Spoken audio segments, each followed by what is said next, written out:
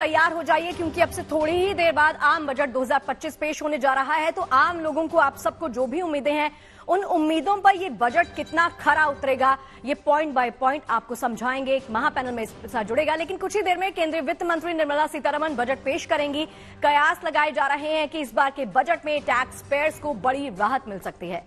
महंगाई हो, बेरोजगारी हो, उसको कम करने वाले कई सारे फैसले भी लिए जा सकते हैं। किसान, महिला, बुजुर्गों के लिए बजट के पिटारे में काफी कुछ हो सकता है। अब बजट से पहले प्रधानमंत्री मोदी ने इशारों ही इशारों में महिला, गरीब और मध्यम वर्ग को लेकर कहा है कि इस बार के बजट में देवी लक्ष्मी का आशीर्वाद मिलेगा। तो आशीर्वाद मिलेगा या नहीं मिलेगा, ये हम जानेंगे।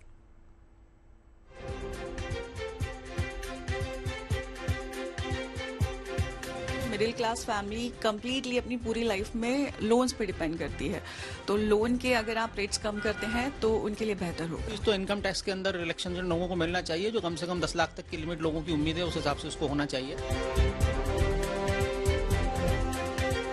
हेल्थ इंश्योरेंस पर जो है उस पर कम से कम 1 लाख रुपए तक की लिमिट की जाए। थोड़ा महंगाई के हिसाब से थोड़ा ध्यान देना पड़ेगा उन मोदी जी को, और थोड़ा टैक्स में पैर में भी थोड़ा मतलब थोड़ा नीचे घटाना पड़ेगा उस चीज को भी। आम से लेकर खास तक हर किसी को आम बजट से उम्मीदें हैं। बजट का पिटारा क्या सौगात लेकर खुलेगा, इस पर सभी की निगाहें टिकी हैं। आम आदमी जहां बढ़ती महंगाई, बेरोजगारी और घटती खपत के बीच कुछ राहत की आस लगाए बैठे हैं, वहीं युवा से लेकर किसान, महिलाएं और बुजुर्गों को आम बजट से बड़ी उम्मीदें हैं।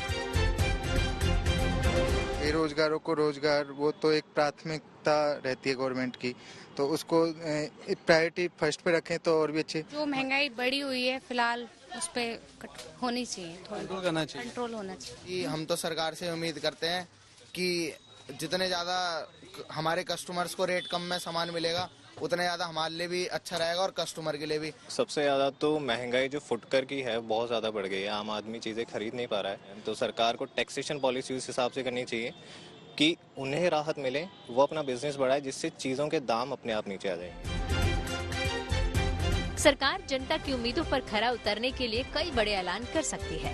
प्रधानमंत्री नरेंद्र मोदी ने एक दिन पहले ही महिलाओं समेत गरीब और मध्यम वर्ग को राहत मिलने का इशारा कर चुके हैं।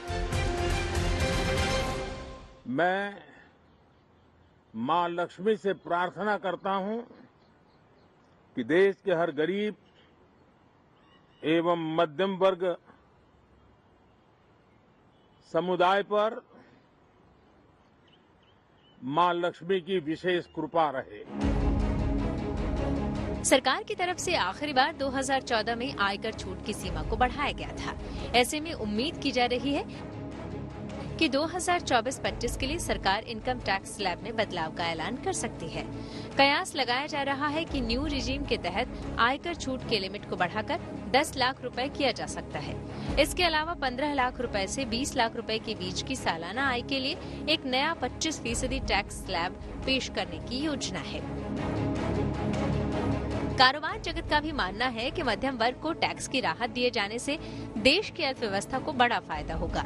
हालांकि अगर ये छूट नई टैक्स रिजीम में की जाती है तो फिर ज्यादातर टैक्स पेयर्स को इससे कोई खास फायदा नहीं होगा। इसके साथ ही एक डिमांड ये भी है कि 80C के तहत मिलने वाली छूट को 1.5 लाख से बढ़ाकर कम से कम 2 लाख तो किया जाए। सीनियर सिटीजन्स के लिए भी बजट 2025 में कुछ बड़े ऐलान हो सकते हैं। रिपोर्ट्स में अनुमान जाहिर किया जा रहा है कि सीनियर सिटीजन्स के लिए हेल्थ इंश्योरेंस प्रीमियम की लिमिट को बढ़ाकर 1 लाख रुपए किया जा सकता है। वहीं दूसरे लोगों के लिए हेल्थ इंश्योरेंस प्रीमियम की लिमिट को बढ़ाकर 50,000 रुपए किया जा सकता है। सरकार ने 2024-25 के बजट में महिला सशक्तिकरण के लिए 3 लाख करोड़ रुपए आवंटित किए थे। इस बजट से महिलाओं को उम्मीद है कि सरकार इस राशि में इजाफा कर सकती है। जानकारों का भी मानना है कि सरकार को टैक्स के मोर्चे पर लोगों को राहत देने की जरूरत है। अब देखना यही है कि क्या बजट में वित्त मंत्री वाकई मध्यम वर्ग को किसी तरह की राहत देने का ऐलान करती हैं या नहीं। Bureau report, good news today. अब देखिए, वित्त मंत्री के रूप में निर्मला सीतारमण इस बार लगातार अपना 8वां बजट पेश करने जा रही हैं। निर्मला सीतारमण के ही नाम भारतीय इतिहास में सबसे लंबा बजट भाषण पढ़ने का भी रिकॉर्ड है। वित्त मंत्री निर्मला सीतारमण का केंद्रीय बजट 2020 का भाषण भारतीय इतिहास का सबसे लंबा बजट भाषण है। ये 2 घंटे 42 मिनट तक चला था। इसी दौरान उन्होंने केंद्रीय बजट 2019 पेश करने के 2 घंटे 17 मिनट के अपने ही रिकॉर्ड को तोड़ दिया था। दिवंगत अरुण जेटली का 2014 का बजट भाषण 2 घंटे 10 मिनट तक चला था। तो देखिए, आज उम्मीदें बहुत सारी हैं, अपेक्षाएं बहुत सारी हैं कि आज जब बही खाता खुलेगा तो मिडिल क्लास को इसमें से क्या क्या सौगात मिलने वाली है, तमाम जो सेक्टर्स हैं उनको क्या क्या सौगात मिलने वाली है। तो जैसे ही बजट भाषण शुरू होगा, आपको पोस्ट एनालिसिस में भी समझाएंगे कि इस बजट से आप सबको, हम सबको क्या कुछ मिला है।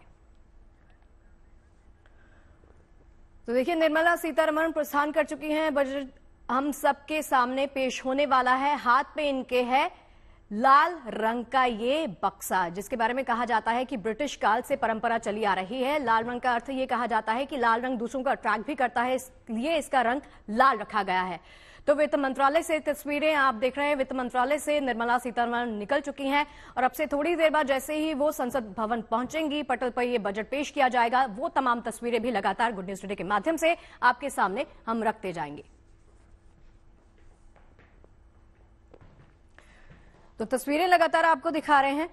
देखिए, आज बजट पेश होने जा रहा है, तो बजट से जाहिर सी बात है कि हर सेक्शन को बहुत सारी उम्मीदें हैं। उम्मीद है कि हमारे रोजमर्रा की जरूरतों की जो चीजें हैं उसमें कटौती होगी।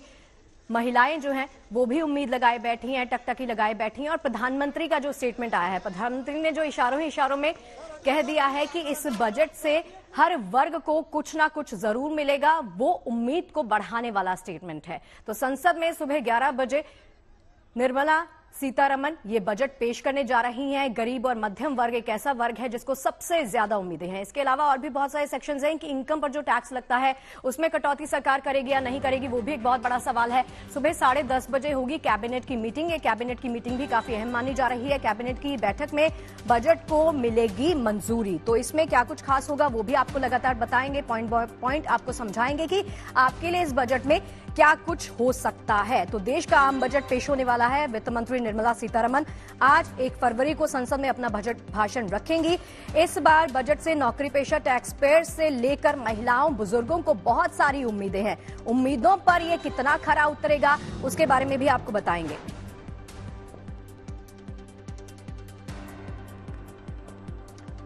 और चलिए, चर्चा बहुत इंटरेस्टिंग होने वाली है। एक महापैनल गुड न्यूज टुडे पर मेरे साथ जुड़ गया है। सबसे पहले उनका ही परिचय आप सबके साथ करवा देती हूं। मेरे साथ हैं प्रोफेसर विवेक सिंह, इकोनॉमिस्ट हैं। जानेंगे कि अर्थशास्त्र के लिहाज से आज का बजट कितना खास रहने वाला है। विवेक जी, बहुत बहुत स्वागत है आपका। मेरे बगल में बैठे हैं सीए मोहित गुप्ता, टैक्स एक्सपर्ट हैं। बहुत बहुत स्वागत है मोहित जी आपका।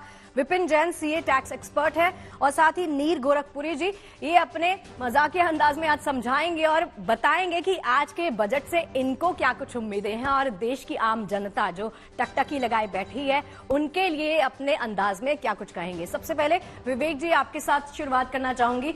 देखिए, प्रधानमंत्री के स्टेटमेंट के बाद ना जाहिर सी बात है कि उम्मीदें बहुत सारी बढ़ गई हैं। लक्ष्मी आएगी या फिर नहीं आएगी, ये बड़ा सवाल है। जी बिल्कुल गुप्ता जी, लक्ष्मी आएंगे और भरपूर आएंगे। देखिए, अभी आप बात कर रही थी ना कि जो रेड कलर क्यों है। देखिए, ये शौर्य का प्रतीक है और ये दिखाता है कि आप जो है, आपका आत्मविश्वास क्या है। देखिए, इसमें कोई दो राय नहीं कि हमारा जो वर्ल्ड बैंक की आप बात कर लीजिए, IMF की बात कर लीजिए, हमारी रैंकिंग जो है, हमको उन्होंने भी कहा है कि हम 6.5 से ऊपर का हम ग्रोथ रेट होगा। तो जाहिर सी बात है, जो बजट है उसमें हम देखते हैं कि हमारा रेवेन्यू जनरेशन कैसा होगा और हमको कहाँ कहाँ पर जो है उसको खर्च करना है। तो देखिए, निर्मला सीतारमण जी का बहुत अच्छा अनुभव रहा है और ये उनका 8वां लगातार बजट है। मेरे ख्याल से इतिहास में इनका नाम दर्ज है। देखिए, जहां तक आपने कहा कि देखिए जो बजट होता है उसमें हम कहीं ना कहीं देखने की कोशिश करते हैं कि हम जो लोग, जितने भी लोग हैं, वो चाहे गरीब वर्ग हो या वो रिच क्लास हो, सबके ऊपर हमारा फोकस होता है। तो देखिए, भारत को चाहिए ग्रोथ और भारत को चाहिए जो है एक डेवलप्ड कंट्री बनने के लिए, जो अगर आपको 7-8% की रिक्वायरमेंट है आपकी ग्रोथ रेट, उसके लिए आपको चाहिए कि आप जो है अच्छा परफॉर्म करें। तो देखिए इन्वेस्टमेंट पे फोकस रहेगा। यहाँ पे मिडिल क्लास को खास करके जो है इनकम टैक्स में रियायत देने की पूरी संभावना है। हम जो है फोकस हमारा होगा जॉब क्रिएशन पे, क्योंकि जो अमीरों और गरीबों की जो खाई बढ़ रही है उसको अगर हमको पाटना है तो जाहिर सी बात है इन्वेस्टमेंट लाना पड़ेगा, इंडस्ट्री लाना पड़ेगा, आपकी सोच बदलनी पड़ेगी, आपको एम्प्लॉयमेंट के अवसर देना पड़ेगा। और जाहिर सी बात है इस बारे में बहुत ज्यादा काम हुआ है। और अगर आप देखिए दुनिया की सारी इकोनॉमी 1%, 2%, 3% ग्रोथ रेट है, लेकिन हमारा 6.5% के आसपास हमारा ग्रोथ रेट है। हमारा फॉरेक्स रिजर्व जो है लगभग $730 बिलियन के करीब है। इतना है कि हम कम से कम 11-12 महीनों का हम इंपोर्ट को संभाल सकते हैं। तो देखिए भारत जो है बिल्कुल प्रगति के राह पे है, हम बेहतर हैं, हम बेहतरीन करने की पूरी संभावना है। और मुझे पूरा विश्वास है कि जो प्रधानमंत्री नरेंद्र मोदी जी ने कहा है कि लक्ष्मी आएगी, बिल्कुल लक्ष्मी आएंगी। और निर्मला सीतारमण को एक महिला के रूप में बड़ा सम्मान है, और भी एक लक्ष्मी का प्रतीक ही है। तो जाहिर सी बात है लक्ष्मी से लक्ष्मी आने की पूरी संभावना है, और इससे पूरे देश में खुशहाली होगी। सबको जो है चाहे किसान हो, चाहे वो व्यापारी हो, चाहे वो आपके जो है वीमेन हो, सबके ऊपर ध्यान दिया जाएगा। क्योंकि अगर सबका विकास होगा, क्योंकि नारा है ना सबका साथ सबका विकास, तो बिल्कुल सबको साथ में लिया जाएगा। बिल्कुल। देखिए बड़ा ही पॉजिटिव तरीके से आपने समझाया कि हर वर्ग को कुछ ना कुछ आज के दिन मिल सकता है। मोहित जी आपके पास आते हुए सवाल मेरा यही कि नौकरी पेशा जो लोग हैं ना उनको भी बहुत सारी उम्मीदें हैं, क्योंकि इनकम पर लगने वाली टैक्स की एक चिंता उनको सताती रहती है। तो इनकम है कम, टैक्स है ज्यादा, तो इसमें सरकार कुछ रियायत दे सकती है? बिल्कुल बिल्कुल जी, मैं पूरी आशा करता और उम्मीद करता हूं कि जो वित्त मंत्री है इस साल जो अपना 8वां बजट प्रस्तुत करेंगी उसमें मध्यम वर्ग और लोअर वर्ग क्लास को बहुत बड़ा रिलीफ देने की उम्मीद रखता हूं मैं।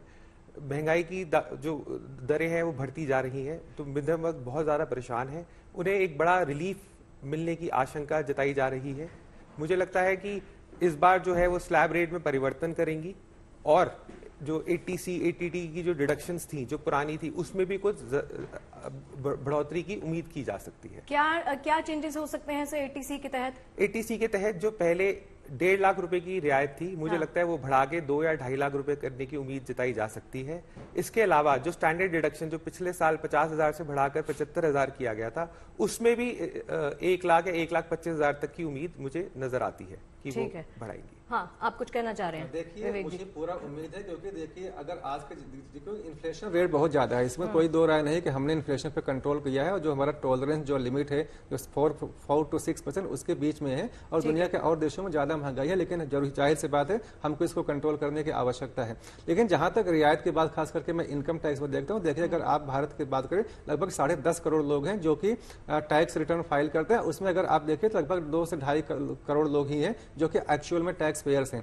तो देखिए इनको भी, क्योंकि ये देश के हीरो हैं, इनको भी जो है कॉन्फिडेंस में लेना पड़ेगा। तो मुझे लगता है कि जो इनकम टैक्स जो लिमिट है, जो एग्जम्पशन लिमिट है, उसको बढ़ाना चाहिए, और स्लैब में भी परिवर्तन करना चाहिए। क्योंकि मुझे लगता है जो आज के समय में 15 से 20 लाख रुपए साल का कमा रहा है, उसको भी जो है स्लैब में बदलाव करके उसको भी रियायत देने की आवश्यकता है। और बिल्कुल मेरा मुझे उम्मीद है जो स्टैंडर्ड जो डिडक्शन है उसको 75,000 रुपए से बढ़ा के 1 लाख रुपए हो सकता है जी। बिल्कुल ये मुझे उम्मीद है, ये बहुत बड़ी राहत होगी। विपिन जी आप अग्री करेंगे इससे? एक और चीज विपिन जी, मेरा सवाल आपसे ये कि आम जनता जो है ना वो टकटकी लगाए बैठी है, क्योंकि आम रोजमर्रा की जरूरतों की जो चीजें हैं, जिसमें गैस सिलेंडर आता है, आपकी खाने पीने की चीजें आती हैं, इसमें भी अगर सरकार थोड़ी सी रियायत दे दे, थोड़ी सी कटौती कर दे तो बहुत भला हो जाएगा आम इंसान का। देखिए सबसे पहले तो मैं बात करूंगा इनकम टैक्स की, जो हम लोग शुरू से बात कर रहे हैं। स्टैंडर्ड डिडक्शन के लिए डेफिनेटली मुझे भी लगता है कि शायद 75 से 1 लाख हो जाए। उसके अलावा मुझे कोई और बेनिफिट दिखता नहीं है कि कोई और टैक्स रिडक्शन होने वाला है, क्योंकि अगर हम बात करें तो हम बात करते हैं अपनी जीडीपी की जो 6.3 से 6.8 के बीच में रहने वाली है। तो पहले तो मैं अपना जीडीपी का टारगेट ही कम कर रहा हूँ। उसके बाद मैं ये सोचता हूँ कि मेरे को खर्चा ज्यादा करना है, कैपिटल इन्वेस्टमेंट्स करनी है, मैन्युफैक्चरिंग करनी है, इंफ्रास्ट्रक्चर पे पैसा खर्च करना है। जब मैं पैसा खर्च करूंगा उसी से मेरे को इनकम बढ़ेगी, उसी से मेरी पर कैपिटल इनकम बढ़ेगी, लोगों के हाथों में पैसा आएगा। इनिशियली अगर मैं कुछ टैक्स कम कर देता हूं तो उस टैक्स कम करने से पैसा तो आएगा, लेकिन वो टेम्परेरी पैसा होगा, वो परमानेंट पैसा नहीं होगा, वो मल्टीप्लाई नहीं होगा। तो मुझे टैक्स की उम्मीद बहुत कम लगती है। और जो दूसरी आपने बात करी, गैस सिलेंडर की बात करें या खाने पीने की चीजों की बात करें, इन सब के अंदर गवर्नमेंट का अब डायरेक्ट कंट्रोल सेंट्रल गवर्नमेंट का नहीं है, क्योंकि ये सब अब जीएसटी के परव्यू में जाती है। तो स्टेट गवर्नमेंट और सेंट्रल गवर्नमेंट पूरे साल में, सिर्फ बजट की बात नहीं करूंगा, पूरे साल में डिफरेंट टाइम्स पे बैठ के टैक्स रेट डिसाइड करती है depending on the various factors, और उसके बाद वो उसके ऊपर कम करती है टैक्स अगर कम करना होता है। जैसे कि अभी भी बहुत 6-8 महीने से चल रहा है कि हेल्थ सेक्टर के अंदर हेल्थ इंश्योरेंस के ऊपर जो टैक्स रेट कम होना है, और हो सकता है वो अगले शायद 2-3 महीने में कम हो भी जाए, लेकिन उसका बजट से कुछ फर्क पड़ने वाला नहीं है, क्योंकि वो सेंटर और स्टेट दोनों का प्रेरोगेटिव है, सिर्फ सेंटर उसके ऊपर कुछ नहीं कर पाएगी। अच्छा, लेकिन एक और चीज इसी में जोड़ देती हूँ जो आपने बात कही। विवेक जी, मोहित जी, आप दोनों में से कोई जवाब दे सकता है कि चेन सप्लाई जो है सरकार की, उसको अगर दुरुस्त किया जाए, बेहतर किया जाए, फिर तो थोड़ा सा फर्क पड़ेगा।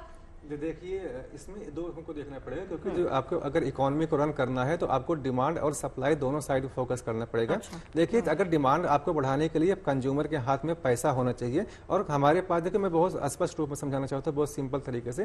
देखिए, अगर आप चाहते हैं कि आपकी इकोनॉमी जो है उसका ग्रोथ ज्यादा हो, तो जाहिर सी बात है उसके लिए एक बहुत इंपॉर्टेंट है कि डिमांड ज्यादा हो। डिमांड ज्यादा तब होगी जब आपके हाथ में पैसा होगा, और आपके हाथ में पैसा जब होगा जब आपको सरकार की तरफ से कुछ राहत मिलेगी।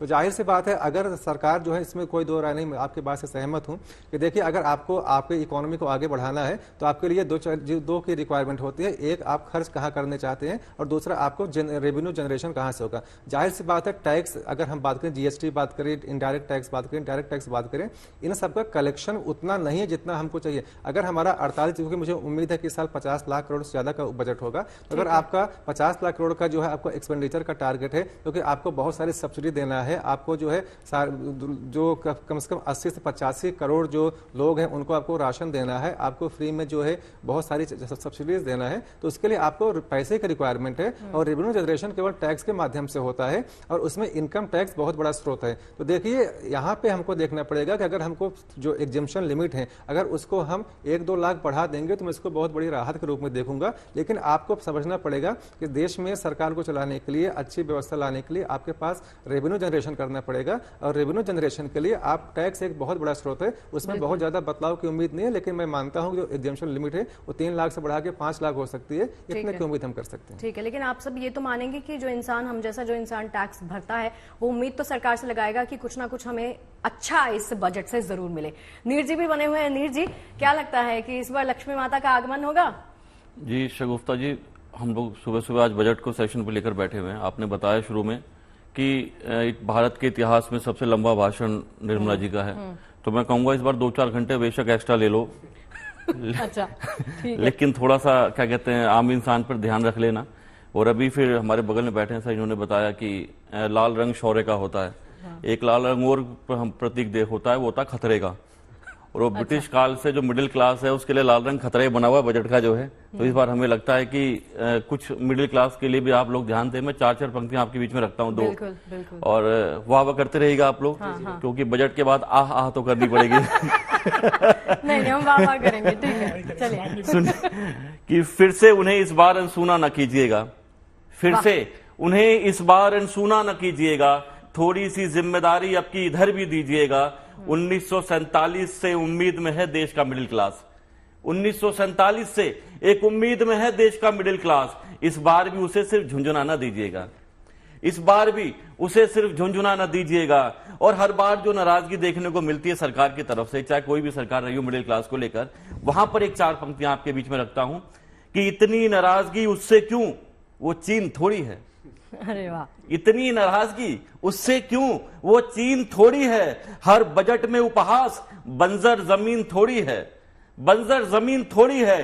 टैक्स के नाम पर जमकर चूस रहे हो साहब, टैक्स के नाम पर जमकर चूस रहे हो साहब। वो मिडिल क्लास है, एटीएम मशीन थोड़ी है। अरे वाह, वो मिडिल क्लास है, एटीएम मशीन थोड़ी है। बहुत बढ़िया, बहुत बढ़िया। कटाक्ष के जरिए आपने एक बहुत बड़ा संदेश पे इनफैक्ट दे दिया है। विवेक जी, कुछ कहना चाह रहे हैं आप? देखिए, अभी जो हमने कभी महोदय जी को सुना जी, आपने बिल्कुल ठीक कहा। देखिए, जो फियर फैक्टर की आप बात कर रहे हैं ना, लाल रंग को लेके, देखो एक कहावत भी है कि डर के आगे जीत है। तो अगर आपको जीतना है तो डर होना चाहिए, क्योंकि बच्चे देखो तभी पढ़ते हैं जब उनको डर होता है कि फेल होने का भय है। तो मैं डर को बहुत पॉजिटिव रूप में देखता हूँ, उसको बिल्कुल नेगेटिव नहीं देखता हूँ। और आपने एक शेर कहा तो मैं भी एक शेर कहना चाहूंगा, और ये बहुत एप्लीकेबल है निर्मला सीतारमण जी के लिए, कि मैं दरिया हूँ जो कुछ आएगा मेरे साथ जाएगा, मैं दरिया हूँ जो कुछ आएगा मेरे साथ जाएगा, लहर को देखकर दरिया कभी सौदा नहीं करते। तो देखिए, यहाँ पे सौदे कोई नहीं होगा, यहाँ पे बात विकास की होगी। विकास सबके, विकास जो है सबका हो, उसकी पूरी संभावना है और उसको ध्यान में रखा जाएगा। लेकिन सबके साथ विकास के साथ साथ देश का भी विकास होना चाहिए, और उसके लिए वित्त मंत्री निर्मला सीतारमण जी, मुझे लगता है कि सबको राहत भी मिलेगा, और हमारा देश जो है विकसित देश के रूप में हम जो है उसको हम 2047 तक बिल्कुल देखेंगे। ठीक है, ठीक है, एक मिनट, ये ना हम जरा एक्सपर्ट्स की बाइट्स दिखा देते हैं, फिर मैं आपके पास लौटती हूँ मोहित जी। देखिए, बजट से मार्केट के विशेषज्ञों का क्या उम्मीदें हैं, उनकी एक्सपेक्टेशंस क्या हैं, पहले वो आपको सुना देते हैं और जान लेते हैं। देखिए, मेरे हिसाब से बजट में अगर सरकार अब इन्वेस्टर्स को कहीं ना कहीं कुछ रिलैक्सेशन दे, टैक्सेशन पॉलिसीज के अंदर कुछ अपडेट्स करे और इंफ्रास्ट्रक्चर के अंदर कहीं ना कहीं इन्वेस्टमेंट बढ़ानी पड़ेगी सरकार को, तभी उससे एक बूस्ट मिलेगा। और इन्वेस्टर्स फ्रेंडली कुछ इकोसिस्टम को क्रिएट करने की जरूरत है, ग्लोबल इन्वेस्टर्स को अट्रैक्ट करने के लिए और बेटर एक इकोसिस्टम बना के देने की जरूरत है। स्टार्टअप्स को कहीं ना कहीं और ज्यादा सपोर्ट करने की जरूरत है। जिस तरीके से आज बाकी कंट्रीज के अंदर इस समय अगर हम बात करें कंपैरेटिवली, बहुत सारी कंट्रीज जिस तरीके से टैक्स लिबर्टीज अपने इन्वेस्टर्स को देती हैं, अपनी कंट्री के अंदर अपने लोगों को, सिटीजन को देती हैं, उससे बहुत बड़ा अट्रैक्शन आता है इंटरनेशनल इन्वेस्टमेंट का। और कहीं ना कहीं जितना बड़ा इन्वेस्टमेंट इंटरनेशनल मार्केट से इंडियन इकोसिस्टम में आएगा, उतनी ज्यादा स्ट्रेंथ शेयर मार्केट को, स्टॉक मार्केट को देखने में मुझे लगता है मिल सकती है। सबसे बेसिक चीज जो है वो है कि मिनिमम स्लैब को आप इंक्रीज कर दो। नए रेजिम में जैसे अभी 3 लाख है, तो उसको सरकार को बढ़ा देना चाहिए। स्टैंडर्ड डिडक्शन को बढ़ाना चाहिए। कारण ये है कि धीरे धीरे टैक्स पेयर का बेस भी देश में बढ़ रहा है, तो अगर उसको हम ध्यान में रखते हैं तो अभी स्कोप ये बनता है कि कुछ और रिलीफ टैक्स पेयर्स को उस तरह से डायरेक्टली दिया जाए, नंबर 1। दूसरी चीज ये हमें लगता है कि टर्म इंश्योरेंस और हेल्थ इंश्योरेंस पे जो जीएसटी अभी एप्लीकेबल है, उसको भी रिविजिट करना चाहिए गवर्नमेंट को, क्योंकि आज के दिन term insurance and health insurance necessity है। आज भी मैक्सिमम मिडिल क्लास हाउसहोल्ड्स जो हैं, उनके पास में हेल्थ की इमरजेंसीज कवर करने के पैसे नहीं है। तो जब हम बोलते हैं कि ये सारी चीजें आज भी जरूरी हैं, तो उस पर 18% जीएसटी देकर एक मिडिल क्लास फैमिली को इंश्योरेंस लेना काफी भारी पड़ जाता है। तो term insurance and health insurance पे जो जीएसटी लागू है, उसको जरूर रिविजिट करना चाहिए गवर्नमेंट को इस बार बजट में। एंड नेशनल पेंशन स्कीम जो गवर्नमेंट की स्कीम है पीएफआरडीए के अंडर, उसको न्यू रेजिम में ऐड कर देना चाहिए बेनिफिट्स के लिए, ताकि रिटायरमेंट के सेविंग्स का कल्चर भारत देश में और ज्यादा प्रमोट हो। एंड उसी तरह का एक सिमिलर सेविंग स्कीम बच्चों के एजुकेशन के लिए भी सरकार को बनाना चाहिए, क्योंकि आज भी एक मिडिल क्लास फैमिली इंडिया में 2 ही चीजों के लिए एस्पायर करती है। पहली चीज है कि उनका रिटायरमेंट सेफ और सिक्योर रहे, उसके लिए वो पैसे कैसे बचा सकते हैं। एंड दूसरी चीज है कि उनके बच्चों की पढ़ाई की जो फंडिंग है वो प्रॉपर्ली हो जाए। अब देखिए, उम्मीदें बहुत सारी हैं इस बजट से कि क्या मिलेगा, क्या नहीं मिलेगा, क्या सस्ता होगा, क्या महंगा होगा। विस्तार से आपको बताएंगे, ये चर्चा आगे बढ़ाएंगे, लेकिन उससे पहले आपको बता दूं कि जीएनटी पर, गुड न्यूज टुडे पर हमने दर्शकों के कुछ सवाल इनवाइट किए हैं। दर्शकों ने पूछे हैं सवाल इन एक्सपर्ट से कि हमारे लिए क्या कुछ होने वाला है। पहला सवाल देख लीजिए, विक्रम का ये सवाल आया है, इंस्टाग्राम के जरिए इन्होंने सवाल भेजा है और सवाल आपके सामने रख रहे हैं। महंगाई, रोजगार, किसान नीति, एमएसपी पर सरकार जोर देगी या नहीं देगी? रोजगार सृजन को बढ़ावा देने के लिए हम बजट में किन उपायों की उम्मीद कर सकते हैं? विक्रम सिंह का ये सवाल है, तो कौन बताना चाहे? मोहित जी। आपको रोजगार बढ़ाना है तो आपको मैन्युफैक्चरिंग सेगमेंट की तरफ ध्यान देना पड़ेगा। उसके लिए 2019 में मेक इन इंडिया और आत्मनिर्भर भारत का कंसेप्ट सरकार लाई थी, जिसके तहत उन्होंने जो टैक्स में रियायत दी थी और उन्होंने 15% टैक्स का रेट प्रपोज किया था, जिसके अंतर्गत अगर कोई आदमी मैन्युफैक्चरिंग प्लांट लगाता है इंडिया में और वो 2024 तक उसको चलाता है या उसको चालू कर लेता है, तो उनको टैक्स में रियायत मिलेगी और उनको 25% की जगह 15% केवल टैक्स देना पड़ेगा विदाउट क्लेमिंग एनी डिडक्शन और एग्जेम्पशन। सो मुझे लगता था कि ये बहुत बड़ा बूस्ट था मैन्युफैक्चरिंग सेगमेंट के लिए। इसको कंटिन्यू करना चाहिए सरकार को और 2024 से आगे भी उन्हें इस चीज को लेके जाना चाहिए। जो सरकार का विजन और मिशन है विकसित भारत का और 5 ट्रिलियन इकोनॉमी बनाने का, उसको बनाने के लिए सरकार के लिए एक बहुत बड़ा अवसर है कि एक वो रोड मैप तैयार किए, जैसा कि उन्होंने 2019 में टैक्स दरों में छूट देके जो एक कॉर्पोरेट सेक्टर को रिलीफ दिया था। मुझे लगता है इस बार उन्हें एक कदम और बढ़ा के जो पार्टनरशिप्स हैं और लिमिटेड लाइबिलिटी पार्टनरशिप है जिसका टैक्स रेट 30% है, उनको भी रियायत देनी चाहिए, ताकि जो हमारा एसएमई सेक्टर है या micro and small medium enterprises हैं, उनको रिलीफ मिले और उनके पास जब पैसा टैक्स के रूप में बचेगा तो वो उसको बढ़ोतरी की तरफ लगाएंगे और जिससे बेरोजगार अपने आप क्रिएट। बिल्कुल बिल्कुल सही बात कही आपने। आई एम श्योर आप सभी एग्री करेंगे कि एमएसएमई एक ऐसा सेक्टर है जहां से रोजगार सृजन होता है, वहां से आप जो एम्प्लॉयमेंट जनरेशन है वहां पे बहुत सारे मौके मिलते हैं। तो एक उम्मीद की किरण के तौर पे हम उसको भी देख रहे हैं। अगले सवाल की तरफ बढ़ते हैं और मैं पीसीआर टीम को कहना चाहूंगी कि अगला सवाल हमारी स्क्रीन पर जरा डिस्प्ले कीजिए और बताते हैं कि अगला सवाल कौन से दर्शक का आया है। महंगाई, रोजगार, किसान नीति, एमएसपी पर सरकार को ध्यान देने की जरूरत है, तो सरकार ध्यान देगी या नहीं देगी, ये अगला सवाल है और ये पलविंदर संधू का सवाल है। जी विवेक जी। पलविंदर जी, बिल्कुल आपका सवाल बेहद जायज है। देखिए, दो बहुत इंपॉर्टेंट फैक्टर है, एक है महंगाई का और एक है रोजगार का। देखिए, कहीं ना कहीं महंगाई और रोजगार को आपको जोड़ के देखना चाहिए, क्योंकि अगर आपके पास रोजगार होगा तो आपके ऊपर महंगाई का उतना असर नहीं पड़ेगा। देखिए, अगर आप बात करें रोजगार का तो 3-4 स्टेप जो है सरकार उठाई है और इसको और बेहतर कर सकती है। देखिए, अगर आपको बूस्ट करना पड़ेगा मैन्युफैक्चरिंग सेक्टर, आपको ध्यान देना पड़ेगा सर्विस सेक्टर पे, और देखिए आपको डायरेक्ट और इनडायरेक्ट दोनों टाइप के रोजगार पर ध्यान देना पड़ेगा, तो आपको एग्री सेक्टर पर उसको लेना पड़ेगा। अगर हम देखें इस 2024-25 में जो परफॉर्मेंस एग्री सेक्टर का है लगभग 3.5% के करीब है, जो कि अच्छा है। सर्विस सेक्टर में परफॉर्मेंस हमारा बहुत अच्छा है। एक्सपोर्ट हम जो है लगभग $700 बिलियन के पार पहुंच गए हैं। तो देखो, सर्विस सेक्टर हो और एग्री सेक्टर हो, हमारी परफॉर्मेंस अच्छी है और यहाँ से जॉब जो है उसका क्रिएशन होता है। हमें मैन्युफैक्चरिंग पे नो डाउट जो है हमको ध्यान देना पड़ेगा, क्योंकि अगर चाइना हब है तो इंडिया भी हो सकता है।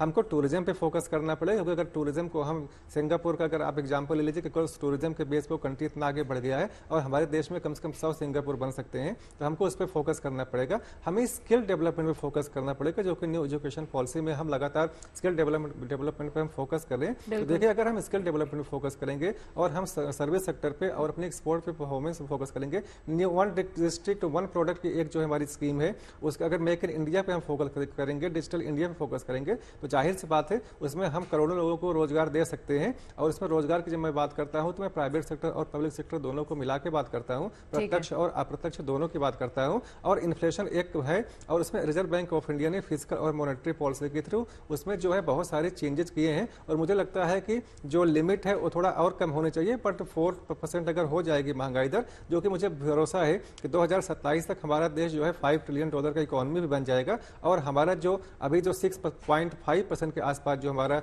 इन्फ्लेशन है और 4.5% जो है हो जाएगा। ठीक है, चलिए अगले सवाल की तरफ बढ़ते हैं और देख लेते हैं कि अगला सवाल कौन से दर्शक ने भेजा है। लगातार क्वेरीज जो है वो आ रही हैं। ये सवाल आया है, पलविंदर संधू का ही सवाल है कि दवा, सर्जिकल आइटम्स जो हैं उन पर से जीएसटी से थोड़ी सी राहत मिलेगी या फिर नहीं मिलेगी। विपिन जी, आप बता दीजिए। देखिए, इसके लिए मैं बात करूं, अभी मैं थोड़ी देर पहले भी बोला था कि जो जीएसटी है, जीएसटी का कोई भी टैक्स रेट होगा, कोई भी एग्जेम्पशन होगी, तो वो बजट से नहीं आ सकती, क्योंकि वो सेंटर के पास नहीं है। कोई भी टैक्स रेट में अगर कटौती होनी है तो वो सेंटर और स्टेट्स दोनों बैठ के जीएसटी काउंसिल की मीटिंग होती है टाइम टू टाइम, उसमें डिस्कस करते हैं। डेफिनेटली जो हमारी गवर्नमेंट है, स्टेट हो या सेंटर की हो, वो सोचती है कि जितना भी कम से कम टैक्स लगे दवाओं के ऊपर या सर्जिकल आइटम्स के ऊपर या हेल्थ के ऊपर, वो लगाएं। लेकिन उन सबकी अपनी अपनी लिमिटेशन है कि अगेन टैक्स आएगा तो खर्चा होगा तो काम बढ़ेगा। लेकिन जी बिल्कुल आपकी बात से मैं सहमत हूँ। लेकिन जहाँ तक जो लाइफ सेविंग जो ड्रग्स हैं और जो सर्जिकल जो इक्विपमेंट्स या टूल जो यूज किए जाते हैं, देखिए इसमें हमें जो है जो मिनिमम जो जीएसटी है उसको सरकार को सोचना चाहिए और उसको अप्लाई करना चाहिए, क्योंकि जीवन है तो सब कुछ है। तो इन जो लाइफ सेविंग ड्रग्स है और जो आपने बिल्कुल सही कहा, उस पर जो है कम से कम जो है मिनिमम जो जीएसटी की दर है उसको लगनी चाहिए। आपको लगता है सरकार विचार करेगी इस बार बजट में? बिल्कुल विचार कर सकते हैं। मुझे लगता है कि जो है हमें बिल्कुल पॉजिटिव रहना चाहिए। बहुत सारे एस्पेक्ट है जिसको सरकार चाहेगी कि अगर हमारा देश का जो है नागरिक खुशहाल होगा तो जाहिर सी बात हो ज्यादा बढ़िया काम करेगा और ज्यादा देश की उन्नति होगी। तो ऐसा सब काम किया जाएगा इस बजट में, मुझे पूरा उम्मीद है, जिससे जो है समाज को, देश को प्रगति की राह में हम आगे ले जा सकें। लेकिन वित्त मंत्री इसी बीच निर्मला सीतारमण सुबह 11 बजे पेश करेंगी अपना बजट। इससे पहले उन्होंने राष्ट्रपति से मुलाकात भी की है। इस वक्त की बड़ी खबर आपको बता रहे हैं। तो 11 बजे आपको बता दें, लोकसभा में वित्त मंत्री निर्मला सीतारमण बजट पेश करने जा रही हैं, तो केंद्रीय मंत्री वहां पर बजट पेश करेंगी। आपको बता दें, कॉर्पोरेट दुनिया तक को इस बजट से बहुत सारी उम्मीदें हैं। क्या आम, क्या खास, हर वर्ग को इस बजट से बहुत सारी उम्मीदें हैं कि इस बार के बजट में हमें कुछ ना कुछ जरूर मिलेगा। तो देश का आगामी बजट आज 1 फरवरी को पेश होगा। कुछ खास ऐलान होने की भी उम्मीद है। आम लोगों को भी उम्मीद है और साथ ही साथ इस बार ऐसा लग रहा है कि सरकार शायद ये संभव हो सकता है, जो हमारे एक्सपर्ट भी लगातार बता रहे हैं कि महंगाई और टैक्स के मोर्चे पर थोड़ी सी राहत जो है वो सरकार हमें दे सकती है। तो राष्ट्रपति द्रौपदी मुर्मू से वित्त मंत्री ने मुलाकात की है, अब ये प्रस्थान करेंगी और संसद भवन की तरफ बढ़ेंगी और 11 बजे बजट भाषण उनका शुरू होगा। तो क्या कुछ राहत मिलेगी इस बार के बजट से वो भी आपको बताएंगे, लेकिन इससे पहले टैक्स छूट के तौर पर थोड़ा सा तोहफा हमें मिलेगा या नहीं मिलेगा वो भी बड़ी उम्मीद के तौर पर देखा जा रहा है और तमाम लोगों को यही उम्मीद है कि घर से जुड़ी हुई तमाम जो चीजें हैं उसमें थोड़ी सी कटौती सरकार जरूर कर दे, ये भी सोचा जा रहा है। और उम्मीदें देखिए हर वर्ग को हैं, यहाँ पर मैन्युफैक्चरिंग सेक्टर को क्या सौगात मिलने जा रही है ये भी उम्मीदें बन गई हैं। साथ ही साथ कहा जा रहा है कि इंपोर्ट एक्सपोर्ट पर भी सरकार को इस बार ध्यान देने की जरूरत है। तमाम क्वेरीज लगातार गुड न्यूज टुडे के माध्यम से दर्शक अपनी पहुंचा रहे हैं, उनके सवाल यही है कि इस बार हमें यानी मध्यम वर्ग को, मिडिल क्लास को इस बार क्या कुछ मिलने जा रहा है। उम्मीदें बहुत सारी हैं, एक्सपेक्टेशंस बहुत सारी हैं, तो एक्सपेक्टेशंस पर सरकार का ये बजट क्या खरा उतरेगा या फिर नहीं उतरेगा, ये बहुत बड़ा सवाल है।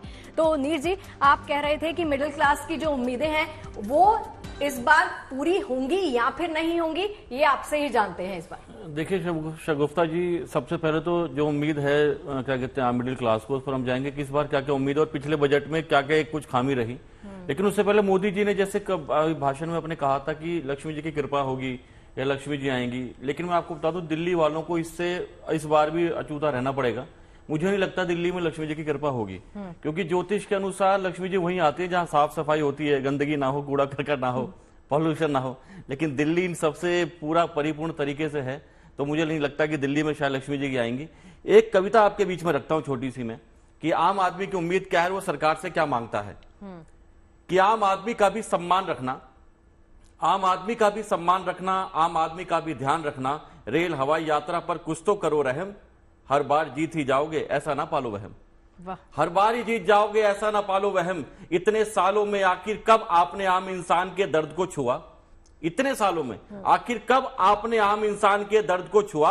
अगर वो नाराज हो गया ना तो बोलते रह जाओगे, हे हरि राम कृष्ण जगन्नाथम प्रेमानंदी। ये क्या हुआ, बहुत बढ़िया, ये क्या हुआ। अगर वो नाराज हो गया तो बोलते रह जाओगे, ये क्या हुआ। पिछले बजट में भी चूक की थी, उससे सीख लेना, क्योंकि शायद कमजोर आपकी याददाश्त नहीं, क्योंकि शायद कमजोर आपकी याददाश्त नहीं, हवाई यात्रा महंगी करके आपने साबित कर दिया था कि आपको मिडिल क्लास की उड़ान बर्दाश्त नहीं। अरे वाह, कि आपको मिडिल क्लास की उड़ान बर्दाश्त नहीं। अब की टैक्सों में राहत देकर कर देना जनता को रिलैक्स, वरना हमें तो समझ ही नहीं आता कि टैक्स में है देश या फिर देश में है टैक्स। अरे बहुत बढ़िया, कि देश में है टैक्स। इस बार बजट में महंगाई के पारे को उतार लेना और महंगाई का जो ग्रहण भाजपा पर लगा है उसको अब की जरूर सुधार लेना, अब की जरूर सुधार लेना। और इस बार मिडिल क्लास पे 4 पंक्तियां मैं और देना चाहता हूं कि इस बजट में भी लगता है साइड में करेंगे ड्रॉप। इस बार बजट में भी लगता है कि साइड में करेंगे ड्रॉप। इस बार भी लगता है रहेगा राहत का लोप। मिडिल क्लास को मिलेगा वही जो मिलता है, एक उम्मीद, एक झांसा और एक लॉलीपॉप। बहुत बढ़िया, बहुत बढ़िया। ये मिडिल क्लास के मर्म को बयां करती है आपने लाइनें सुनाई हैं जो दिल को छू गई हैं। रुचिका भगत जी, टैक्स एक्सपर्ट हमारे साथ जुड़ गई हैं, आपका स्वागत है गुड न्यूज टुडे पर। रुचिका जी, आप महिला, मैं महिला, तो महिलाओं को क्या मिलेगा, उम्मीदें बहुत बढ़ गई हैं आप जैसे ही शो में आई हैं, क्या मिलेगा हमको? देखिए ऐसा है, निर्मला सीतारमण जी खुद एक महिला है। हाँ। और महिला सेगमेंट को एक वो रिप्रेजेंटेटिव है इंडिया की, अगर आप इस तरह से माने तो। और पिछली बार भी अगर हम बजट देखेंगे तो उन्होंने महिला सम्मान के अंदर जो सेविंग स्कीम निकाली थी जिसके अंदर 7.5% ब्याज दिया था, वो एक अलग सा interest rate, higher interest rate था नॉर्मल बैंक इंटरेस्ट रेट से, तो एक वो बेनिफिट तो उन्होंने दिया ही था।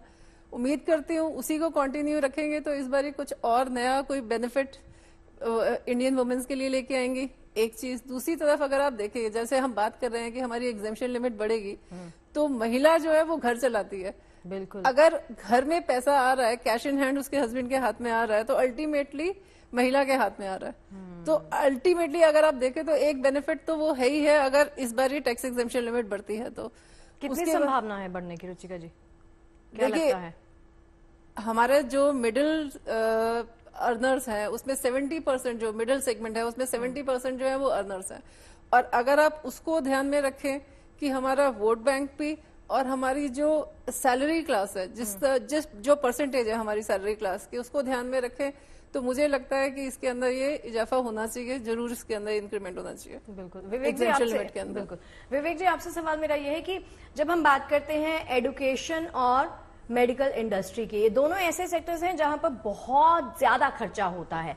एजुकेशन, आप बच्चों की पढ़ाई के लिए तो खर्चा करेंगे ही करेंगे, वहां पे आपको कोई कटौती मिलती हुई दिखाई नहीं देती है।